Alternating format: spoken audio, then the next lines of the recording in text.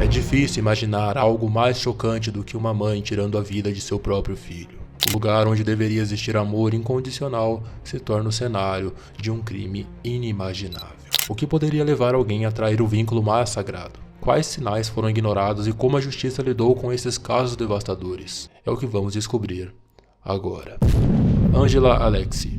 Na pacata cidade de East Point, Michigan, um crime horrível ocorrido na véspera de Natal de 2014 chocou a comunidade. Angela Alexie, uma mãe de 4 filhos de 25 anos, cometeu um ato trágico e devastador que mancharia seu nome para sempre. Angela, escondendo sua gravidez de amigos, família e até mesmo do pai da criança, deu à luz sozinha na garagem fria e suja de sua casa. Ela deixou seu filho recém-nascido para suportar as duras condições do inverno na garagem, ocasionalmente verificando e tentando amamentá-lo, mas negligenciando suas necessidades básicas. Em janeiro de 2015, a comunidade ficou sabendo dessa tragédia indizível, quando o corpo sem vida do bebê, envolto em uma camiseta preta rasgada, foi descoberto em um centro de reciclagem em Roseville.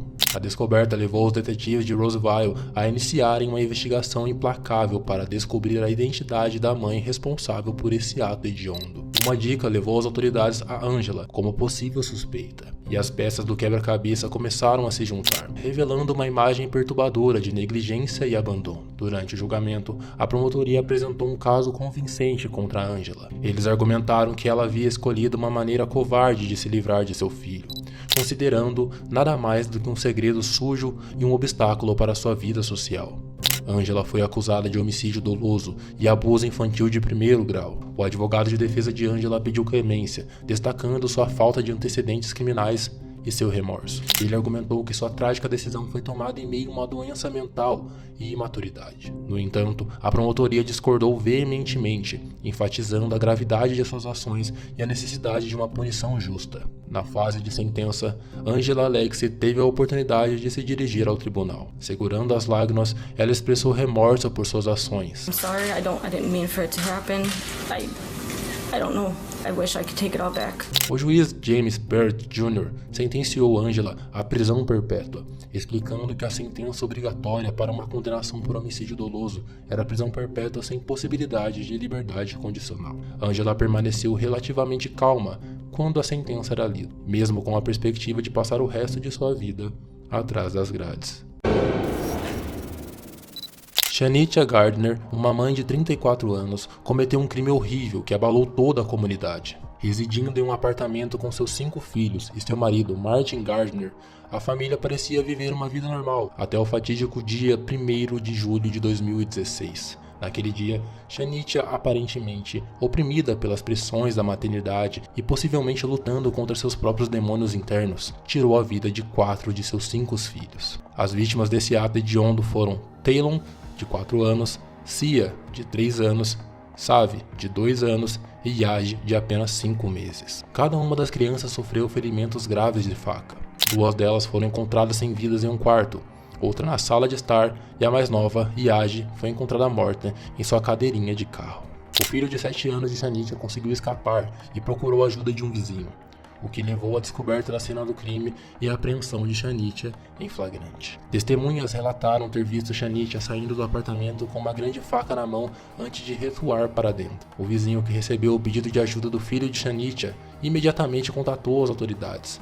A polícia encontrou Shanitia na sala de estar e a levou sob custódia. Durante a detenção, ela supostamente confessou o ato hediondo de matar seus filhos ao falar com seu marido no telefone. A equipe de defesa de Shanitia Gardner alegou que ela deveria ser considerada inocente por motivo de insanidade. No entanto, a promotoria reconheceu que Shanitia tinha uma doença mental, mas sustentou que ela ainda possuía a capacidade de entender a diferença entre o certo e o errado. Eles argumentaram que, apesar de seus problemas de saúde mental, ela estava ciente das consequências de suas ações. O juiz James M. Lamy tomou uma decisão crucial no caso, rejeitando a defesa de insanidade e considerando a réu como culpada de 4 acusações de homicídio premeditado em 1º grau, abuso infantil agravado, homicídio na perpetração de abuso infantil, negligência infantil agravada envolvendo uma arma mortal e homicídio na perpetração de negligência infantil agravada envolvendo uma arma mortal. Shanitia Gardner foi condenada à prisão perpétua com possibilidade de liberdade condicional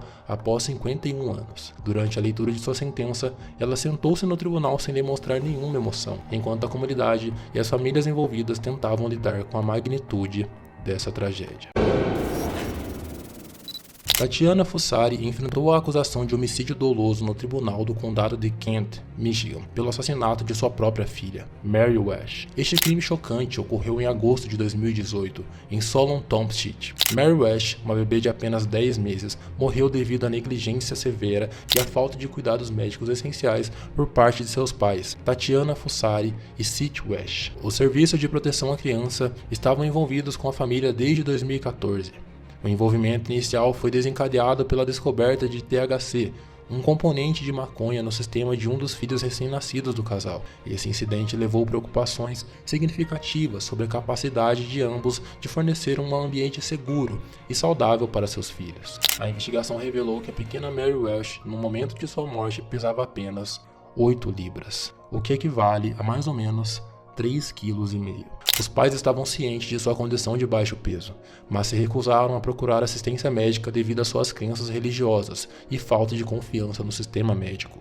Além disso, 2 dos seus 3 filhos nunca foram levados a um médico licenciado. A casa da família era um ambiente totalmente insalubre, infestado de vermes, insetos e mofo, conforme testemunhado pelo xerife do condado. O médico legista que realizou a autópsia da pequena Mary Welsh concluiu que a criança sofria de desnutrição crônica, causada pela retenção deliberada de comida e água. Essa privação foi um ato de crueldade extrema que levou à morte trágica e dolorosa de Mary. Tatiana Fussari e Sid Wesh foram inicialmente acusados de homicídio em agosto de 2018. Um vídeo capturando a reação de choque dos pais às acusações ganhou muita visibilidade, mostrando uma aparente falta de compreensão da gravidade de suas ações. Crime de homicídio é grave, sem liberdade condicional, requer que uma amostra de DNA seja coletada no momento da prisão, o que muitas vezes é como um cotonete ou na parte interna de sua bochecha. Sid Wesh foi condenado por assassinato em primeiro grau e sentenciado à prisão perpétua sem possibilidade de liberdade condicional. Tatiana Fussari, por sua vez, em uma reviravolta dramática durante seu julgamento em 2021, testemunhou que seu marido a havia abusado, sujeitando-a a espancamentos e que ela não tinha permissão para procurar ajuda médica para sua filha. Ela usou dessas alegações como justificativa para sua falha em fornecer cuidados à pequena Mary. No entanto, essas alegações não influenciaram a decisão do tribunal. Tatiana Fussari foi condenada à prisão perpétua sem possibilidade de liberdade condicional por homicídio em primeiro grau. Além disso, ela recebeu uma sentença adicional de 15 a 30 anos pela acusação de abuso infantil de primeiro grau. Durante a leitura do veredito, Tatiana foi vista com lágrimas nos olhos, possivelmente sinalizando algum arrependimento por suas ações.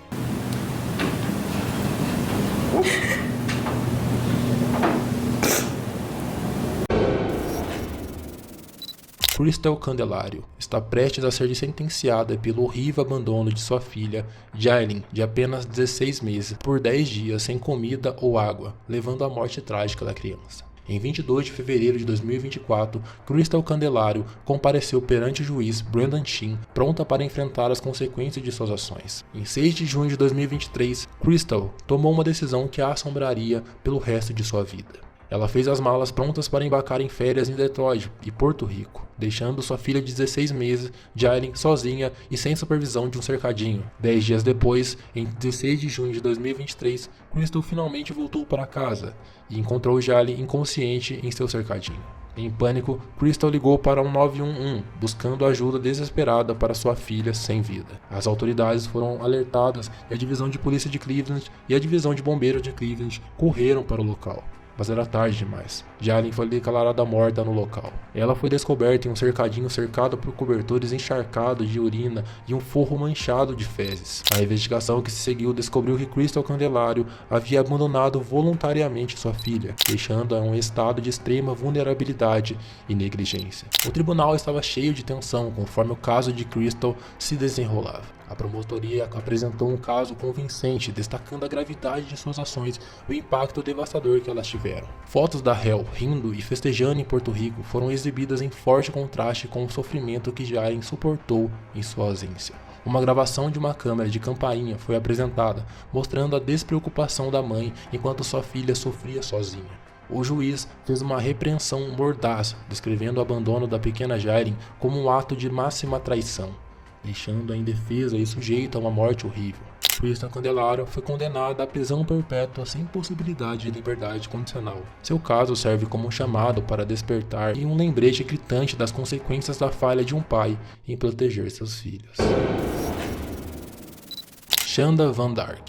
Na pacata cidade de Mística, Shanda Van Dark, uma mãe aparentemente comum, se tornou o centro de uma tragédia chocante e de partir o coração. Ela vivia em um bairro suburbano pacífico, onde as famílias se reuniam e as crianças brincavam. Para o mundo exterior, ela parecia ser uma mãe amorosa e atenciosa, mas por trás de portas fechadas, um segredo sinistro estava se revelando. Timothy Ferguson, o filho de Shanda, tinha apenas 15 anos quando sua vida foi tragicamente interrompida. Ele era um garoto com sonhos e aspirações, mas esses sonhos foram destruídos pela própria pessoa que deveria protegê-lo.